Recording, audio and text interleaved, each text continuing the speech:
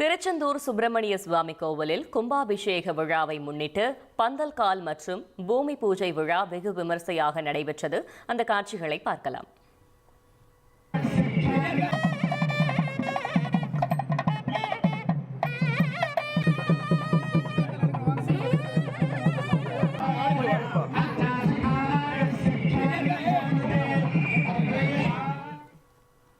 இது குறித்த கூடுதல் தகவல்களை செய்தியாளர் பவானியிடம் கேட்கலாம். பவானி, வணக்கம். கள தகவல்களை சொல்லுங்க. நிச்சயமாக திருச்செந்தூர் முருகன் கோவிலில் கும்பாபிஷேகத்தை முன்னிட்டு யாகசாலை பந்தக்கால் முகூர்த்த விழாவானது இன்று வெகு விமர்சையாக பூமி பூஜையுடன் நடைபெற்று வருகின்றது. முருகப்பெருமானின் அறுபடை வீடுகளில் இரண்டாம் படை வீடும் கடற்கரையோர தலமுமானது திருச்செந்தூர் சுப்பிரமணிய சுவாமி திருக்கோயில்.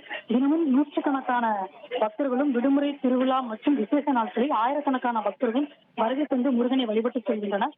இக்கோயிலில் கடந்த 2009ஆம் ஆண்டு ஜூலை 2ஆம் தேதி குடமுழுக்கானது நடைபெற்றது. தொடர்ந்து 16 ஆண்டுகளுக்கு பிறகு இந்த ஆண்டு வரும் ஜூலை மாதம் 7ஆம் தேதி குடமுழுக்கு நடைபெறும் என்று தமிழக இந்து சமய அறநிலைத்துறை அமைச்சர் சேகர் பாபு தெரிவித்திருந்தார். இக்கோயிலில் HCL நிறுவனம் சார்பில் ரூபாய் 200 கோடி நிதி மற்றும் தமிழக அரசின் இந்து சமய அறநிலைத்துறை சார்பில் 100 கோடி என மொத்தம் 300 கோடி மதிப்பீட்டில் தெரிவித்த வளாக பணிகளுடன் கும்பாபிஷேகத்திற்கான பணிகளும் முழுவீச்சில் நடந்து வருகின்றது.